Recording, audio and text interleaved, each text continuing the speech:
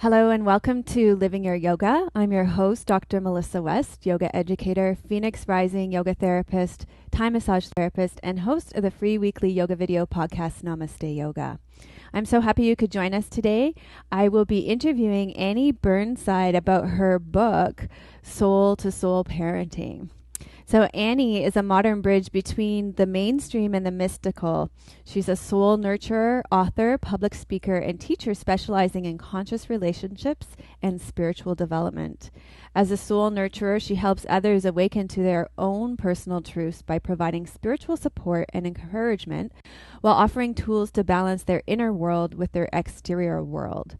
Burnside's teachings inspire others to reconnect with their spirit and listen to the voice of their own soul so that the divine connection can become fully accessible within daily reality. Her open, gentle approach encompasses all spiritual paths. And you can check out our website at soul to soulparenting.com. So thank you for joining us, Annie. Why don't you tell us a little bit about yourself, your background, your spiritual practice, your teachers, and how you came to do the work you do today? Sure. Thanks, Melissa. So thrilled to be here with you. I always a reflective, contemplative child. Maybe you all have some children like that in your own family. Being comes quite naturally to me. And when I was 19, my parents went through a very difficult divorce, and we'll just say it cracked me wide open, as those dark nights so often do. And it put me square on the path of what became really, I think, my sole purpose. My father gave me some outside of the box spiritual books. One was Living in the Light by Shakti Gawan, and the other was A Bridge Across Forever by Richard Bach. The books literally left me breathless. My eyes sparkled. Tears streamed down my face. And from that day forward, I've really been on this self-discovery, spiritual development path. Other than my family, it's truly my greatest passion. And after teaching fourth grade for a few years and staying home with my own children, it became apparent that this would be my work in some capacity. And it's been very grassroots how it's grown. And the book really poured out from what we do in our own family. So that's in a nutshell kind of how it all started. So that's cool. So you do this work full time now then? Yes. Yes. Mm-hmm. Fabulous. And you call yourself a soul nurturer. What do you mean by that? Well, I think we're all soul nurturers if we choose to be. I've had many soul to soul experiences, let's say. Some might call them mystical type experiences where I drop into a space of just oneness spontaneously at the grocery store with the bagger, where I can feel the cells vibrating. My body starts to tingle all over. My scalp has this very strong pulsation, and it's just this feeling of oneness and love, and that we share the same essence. Or I'll be driving down the road and see two kids walking with a backpack, and the feeling comes over me again. It's this pulsating illumination, maybe we'll call it. And so I think we all have access to that. And to me, that's what soul to soul is, being connected beyond the mask, the human suit, the persona, the personality. And I really desired my children, it comes fairly naturally to them, but to be able to connect to that, because it really, in my opinion, changes everything. So a soul nurturer is just very aware of that and seeks to see behind, underneath, into, rather than just on a superficial level. So it sounds to me like you're quite a sensitive and intuitive person. Yes, and again, one of my great teachers, Sonia Choquette, many of you have maybe heard of her, but taught me years ago in such a wonderful way. I've done a lot of work with her. We all are intuitive. We all are psychic. And it was really after my work with her that I really opened up those gateways. And part of the work with our children, I think, is to keep those portals open, which is why I wrote the book, which is why I began really working consciously with our own children to remember who they are as eternal, infinite, spiritual beings who are intuitive, creative, powerful. They're co-creating their own reality, and to stay awake to that. Because by about the age of 10, sometimes it begins to get covered up. So that's really my work. And it's simultaneous for the parents and the children. Because the parents are clearing their mirror of years of psychic debris, Right. Yeah. So I wonder, I mean, maybe we're getting a little ahead of ourselves, but perhaps we can back burner this question a little bit because I know in our home, in our family, we're all really super sensitive to other people's energy and things like that too. And I feel like one of my roles and responsibilities and yet challenges as a parent on my own spiritual path is that kind of extreme level of sensitivity can be pretty exhausting for myself, for my husband, for my daughter. You know, you come home at the end of the day.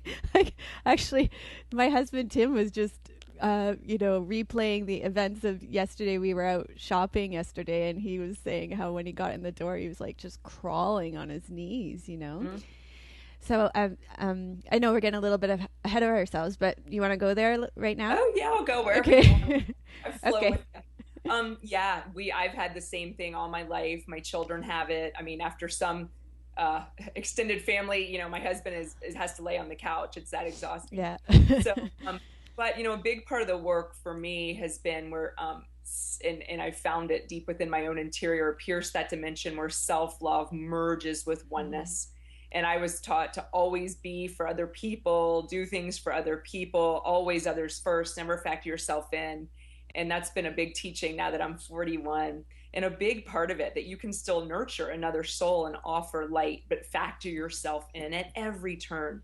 Mm-hmm. And we're really working with our children on that. Because when you are empathic or sensitive, you have to be given permission for that. Mm-hmm. You know, you don't have to return every email.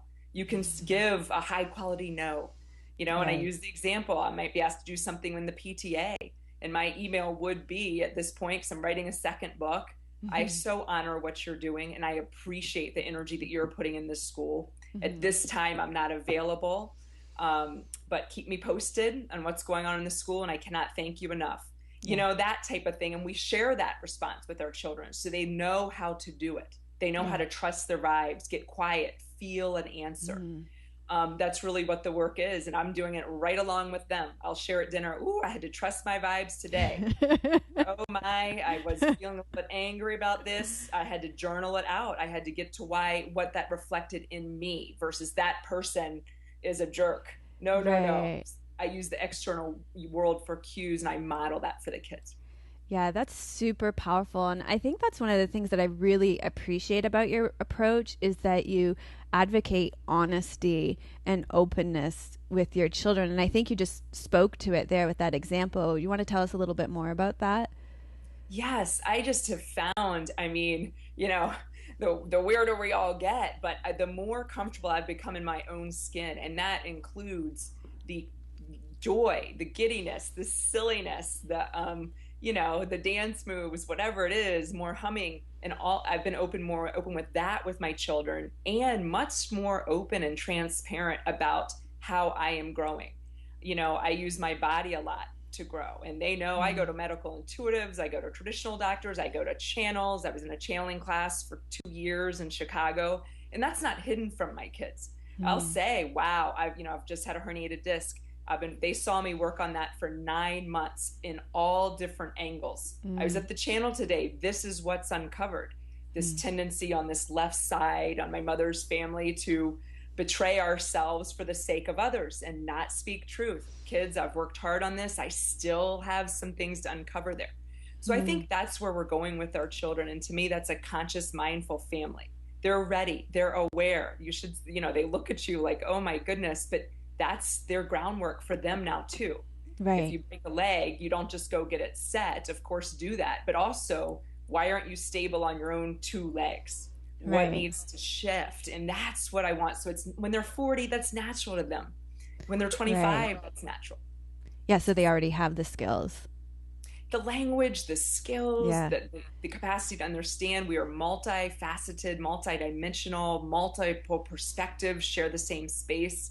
It just became clear, sure, they're ready, and then they'll be able to offer their gifts sooner than I could in a way, because they'll be more of a clear mirror from the beginning. Right. Yeah. I have to share with you, I mean, we just had this most fabulous experience this weekend, myself and my daughter. I just have one daughter. She is 9 going on 10.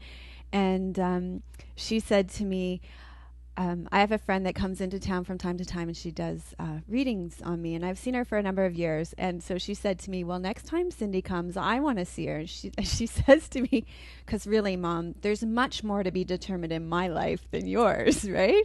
Oh, what a doll. That's exactly what I'm talking about, you know? I mean, we do the baseball games together, do that together. It's right. all encompassing. Yeah. Well, so it was totally incredible because I took her, and I know this is your interview, but I'm so excited to share. Back and forth, mutual, yeah. Okay, so we took her, and Cindy said, we're going to co-create this, because when she sat down, I guess she decided or realized that my daughter has quite an intuitive thing, and so she would ask her, okay, what color are you seeing now? What letters are you seeing now, to get her to spell out her spirit guides and stuff. My daughter, out of this half-hour reading, came out being able to read everybody's auras and see their spirit animals. Wow, right? That's what we're talking about here. These are gifts. These children are coming in gifted beyond where we were vibrationally, I feel like, and we cannot drug it up. You know, I'm not saying one way or the other, but I think we need to look fully a little bit more before we just label and drug our children. Yeah, absolutely. I mean, I feel like that's sort of so foreign to the way I parent, but that still does go on. So I think we should probably address that. Why don't you speak a little bit more about that? Yeah, I think there's a lot of work being done. A wonderful intuitive in the Chicago area, Therese Rowley, is writing a book, doing a documentary. The children that she sees over and over again in her practice, that are labeled ADD, ADHD, and every family has to do what feels right to them. Absolutely, right. I agree. But a lot of times these kids are actually seeing or hearing more of what I'll call the mural. They're picking up on more. So in a first grade classroom, they're picking up more than the 35-year-old teacher maybe from perspective. And so it's very difficult for them to voice it. Parents aren't really in tune with that. And then it's a gift, clairaudience, clairvoyance, and it's a channel for them. And I would hate to see that closed unnecessarily. But I'm a big advocate of, look at all aspects of something and make your choice.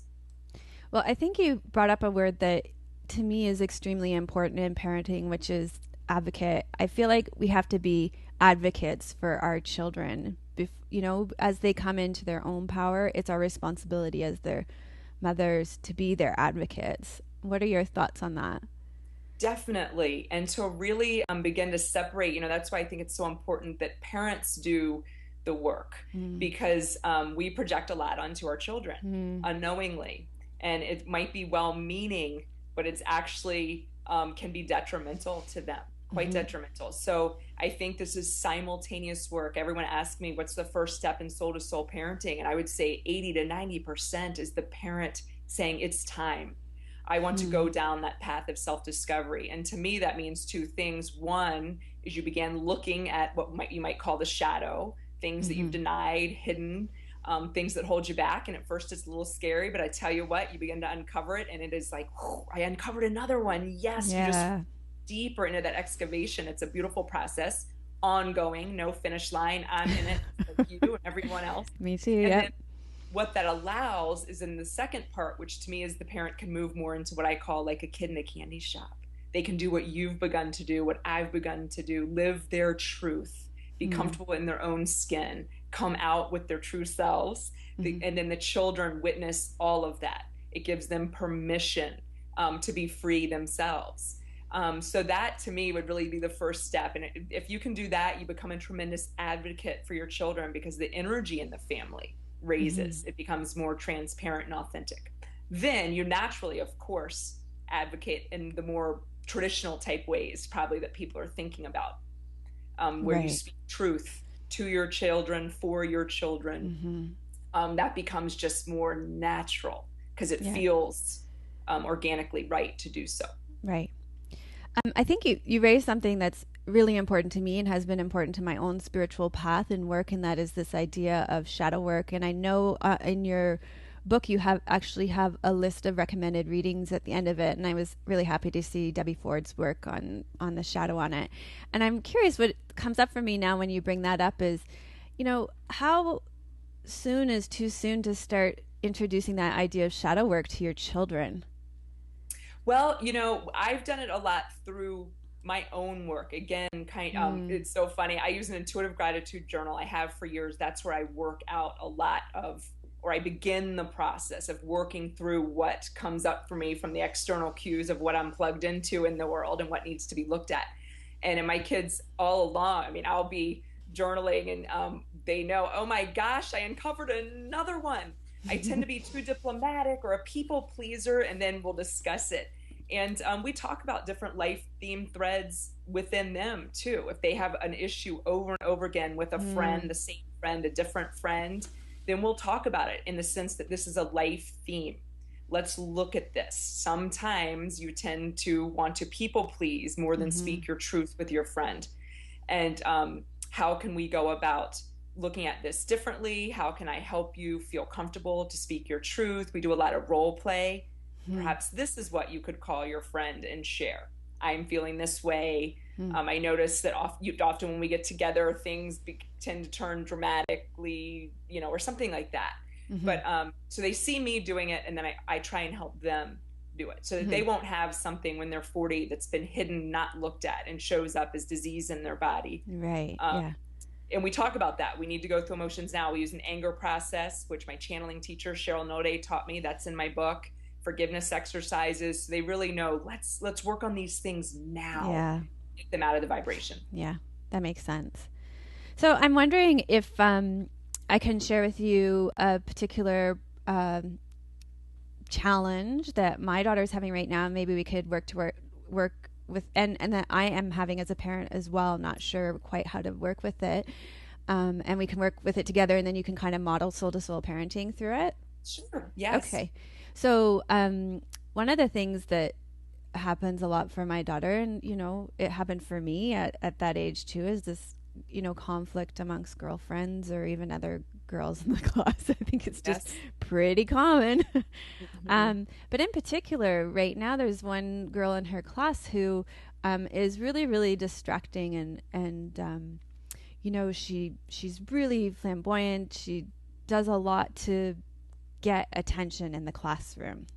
And it's distracting to my daughter. So as an advocate, I want to, at the next parent-teacher interview, say, this is really distracting to my daughter to have to sit right across from her. Is there something that we could do to enhance her learning? And yet at the same time, I think, wow, I don't want to just hand this child over to somebody else either, right? This is not great. So I'm curious. Let's go through that from a parent's perspective, how you would work with that with your child, that kind of thing.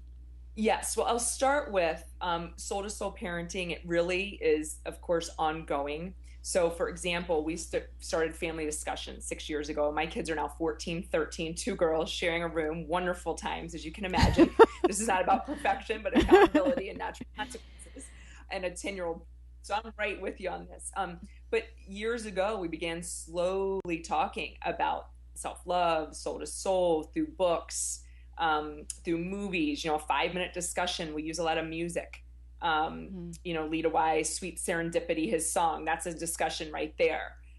You listen to the song, what's a serendipity or a synchronicity? You listen to the song again, and that's your discussion. So I'll start with saying we've laid a lot of groundwork. And so in this situation, we would have a discussion about people, being different personalities, but yet we're all connected at that eternal source. So this girl, for whatever reason, expresses herself this way. Sometimes it's lovely and it's exciting and it's vibrant, but at times, on the flip side of that coin, it can also be annoying and distracting. And really see her, we understand she's a soul, right? And kind of lay that down. But I would say to my child, but I will go and talk to the teacher, because you have a right to have some boundaries in that classroom. And I would definitely make contact. Can you please not put them at the same table? Can you please remain very present with this? Because my daughter tends to be a little bit more quiet, or likes more downtime, and doesn't want someone, quote unquote, in her face all the time. And we respect this girl, and we acknowledge she has a right to be who she is. And yet I want to stay on top of this, please, for my daughter's sake. So that's how I would first go about it. This is our perspective. This is my daughter's perspective. We don't claim the other family is wrong, Right. but we would like to do something proactively to protect my daughter's space. Right. Is that about how you would handle it? Yeah, I think that's great. And I think those are great pieces of advice. It's just yeah, I guess it's just the self confidence to do those kind of things, to look after your child in that way, to look after their best interests and to recognize their strengths and what they need to have the best learning environment in this situation, right? Are you still with me there? Yeah, it just, that's that self advocacy and self love too, and modeling for your child. Um, we always just talk about multiple perspectives can share the same space. And so our children know it's not about I'm right, you're wrong. Right. But we have a right to share our viewpoint, to share our vantage point, to share the lens through which we see the world. And those are that's the type language that we use. And that's what I use when I call parents up too, if there's an issue. Right. If I might share our perspective, this is what's going on in play dates, and I'd love to hear your perspective. And then you sense if you can go further or not. But usually, people, if you don't come at them aggressively, I feel like usually there's I look for that open space. Yeah. Now you speak a lot about, and this is one of the things you brought up in the response to the question that I asked, you speak a lot about boundaries. You want to say more about that? Okay. Yeah, it's been a missing piece for me. I tell you what, boundaries through the years, thinking when I went down the spiritual path, it was all about just the spirit, the joy, the upliftment. And it wasn't until I began to do more of the shadow work to see that I really, in my own right, yes, we're all connected. There's that oneness piece, which I deeply feel. And especially when I drop into those mystical places, there's no doubt about it. I feel it with the tree. I feel it with other humans. And yet, at the same time, it became very clear. It seems like a paradox in a way, a divine paradox. And indeed it is. We are all one, and we are individuated in the physical body in this realm. And with that, loving myself and being able to say yes and no and create boundaries, it has been one of the most beautiful and important aspects on my spiritual journey.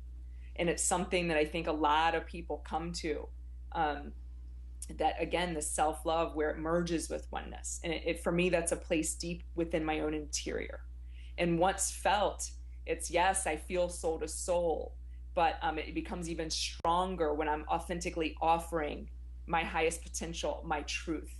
And then you don't have to deal with the guilt, the anger, and the resentment. You don't have months or years of interior work to do, because quite frankly, if I offer my truth and speak my truth, then I don't typically walk away with resentment or anger. I noticed that most of my anger in my life stemmed back to me for not living or speaking my truth, not the other person. When I really broke it down, that's what I usually ended up with. So it became very, very important for me to have some boundaries.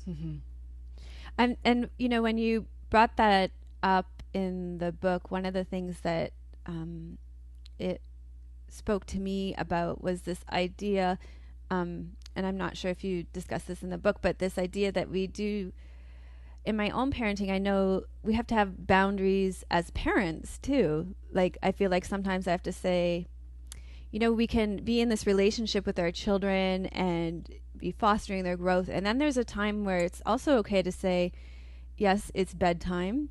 I'm your mommy and I get to say that.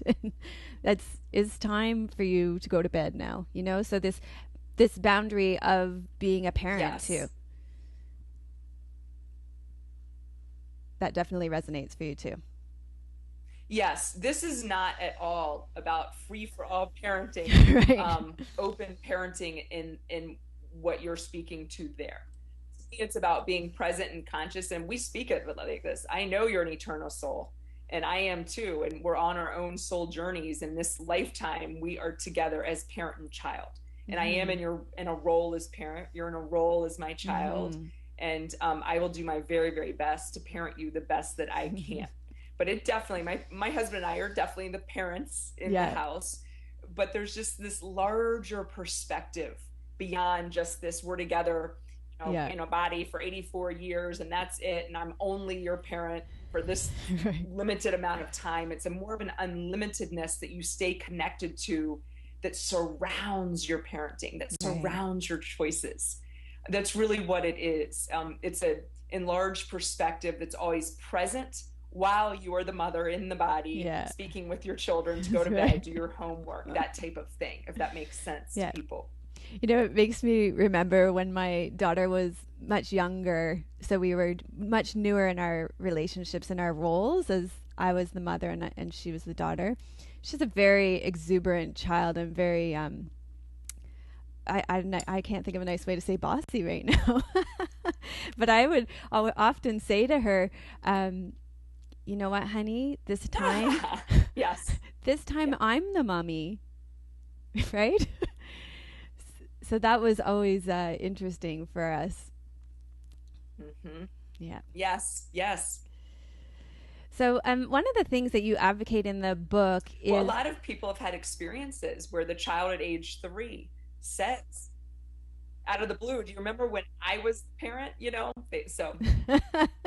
Yeah, that was definitely the case in our home at the beginning. It was like, okay, this time I'm the mommy. And it felt like maybe it was one of the first times. One of the things that I'd love to talk about that that you speak about in the book is that you talk about being a spiritual expert in your own family. Do you want to tell us more about that?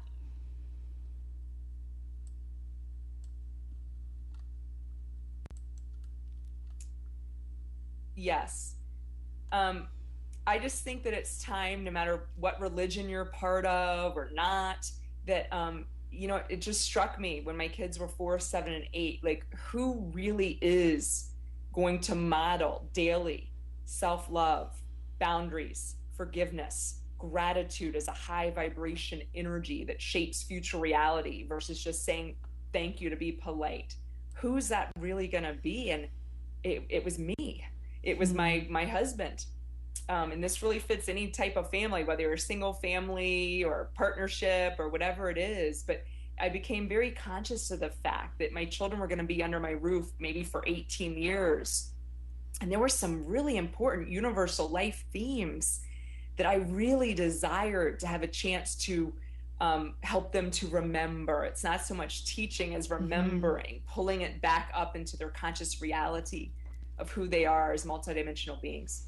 So that's what I mean by becoming a spiritual expert. Get to know yourself in that way, and what you offer your children will be of a different texture.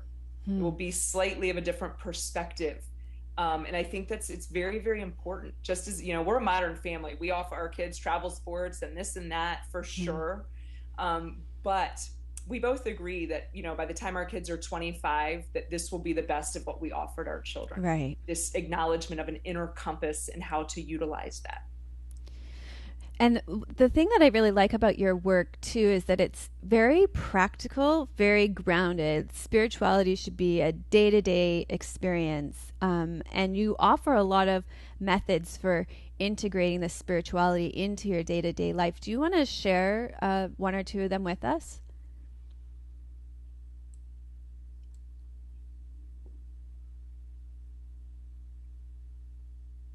Sure. You know, I wrote the book to be both practical, because I think that's very important. How do you bring this home at your kid's baseball game, at the grocery store, after school on a Monday afternoon? And of course, I love the esoteric. So that's the second part of the book, the themes that we actually want to infuse in daily life. So I talked about the family discussion. I think that's very important in the beginning, especially once a week. And it's really more than a family meeting. You're going in specifically with an idea of mind of something that you would like to help your children to remember, and use everyday reality that they already love. If you've watched Forrest Gump together, that's soul to soul right there. How Forrest Gump saw everyone. He really went beyond the mask or the job description or the racial description and really felt who they were. And so there's a family discussion. Or you get an inspirational email. There's the discussion. So you're not, you know, having to dig through esoteric books. This book was really written as a blueprint on how, if you love Eckhart Tolle, how you can bring that into your family. So family discussion is very important. Then that lays the groundwork. On a Monday afternoon, you've talked about self-love, multiple perspectives, and then you can, there's a disappointment on when they get off the bus, you've got that available to you because you've already touched on it. We use visual cues. I call them soul-to-soul reminders. The kitchen is a wonderful place, bedside tables, bathroom mirrors. So if we've discussed something like how conscious breath is very helpful for a powerful pause, if you're feeling out of sorts or need a minute to get in touch with the voice of your soul, then we'll make a little visual cue that says, take a conscious breath. And that goes plop on our kitchen cabinet. And I was a 4th grade teacher, so I have a little laminating machine. I love it. And we use bright yellow paper, and we have visual cues. That's another really great method. Fabulous. So those are definitely some great tools, and you offer so many more in your book. Can I just ask about one more? Let's talk about the Infinite Gratitude Journal. Sure, yes. Yeah.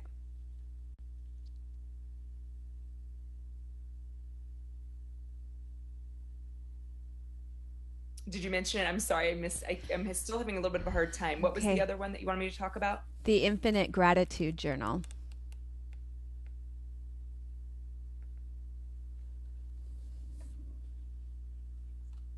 Yes. The Intuitive Gratitude Journal. Oh boy. When I started it years ago, it really solidified to me more than any other probably tool that I was an eternal, infinite, psychic, creative being. And you really just start writing down any synchronistic happening. You thought of someone and they called, or you ran into them, or I use it for that type of writing. I use it for if I've been out in the world and I get a cue that I need to look at something in my own interior because I was plugged into it. It rocked my world in some way. It brought up anger. It brought up resentment. Or the opposite. I was very uplifted. I was moved. I used my journal to really kind of keep track of the flow of my life. I carry it with me everywhere. And it can be a little 1 minute, thought of someone, saw them on Central Street. Interesting. And then I always end every dated entry with gratitude. And my gratitude is thank you, spirit/higher self, which really for me enforces that oneness that I feel. Some people might say thank you, God/soul, or whatever works for you. But I always end with gratitude. And it's just amazing how if you allow it, your soul can really lead you through life. You get feelings, you get hits. I found it so exciting. And that's really where it began to blossom for me, that this is possible for me, not just for Eckhart Tolle or Sonia Choquette or all the big names, for me in my own right as a spirit. So I highly, highly recommend that for people. It's a great way to get started. Yeah. I think journaling is super, super important. Absolutely.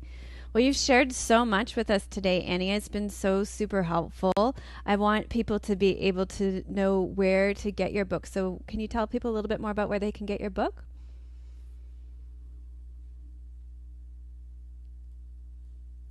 Yes, the easiest place is really my website, where then you connect right to Amazon. It's everywhere online: Barnes & Noble, Walmart, Target, Amazon.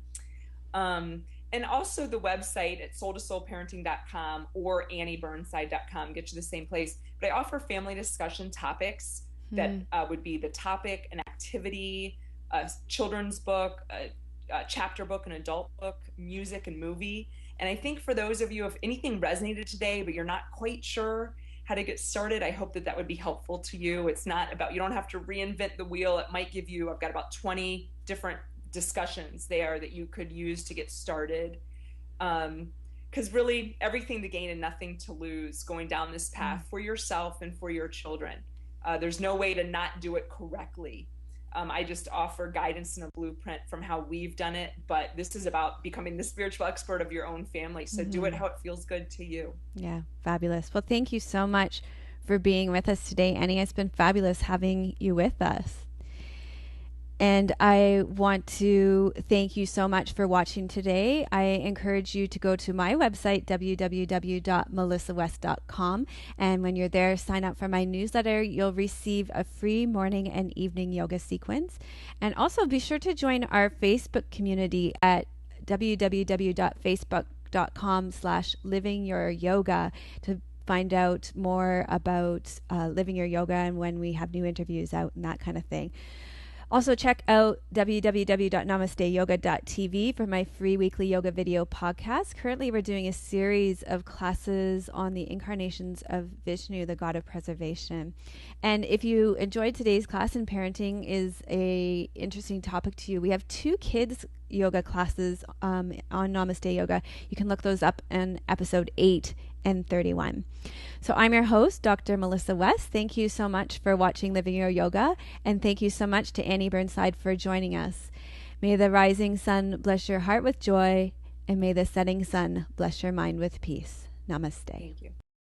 You've been enjoying Living Your Yoga with your host, Dr. Melissa West.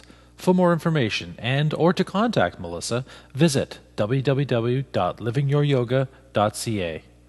Namaste.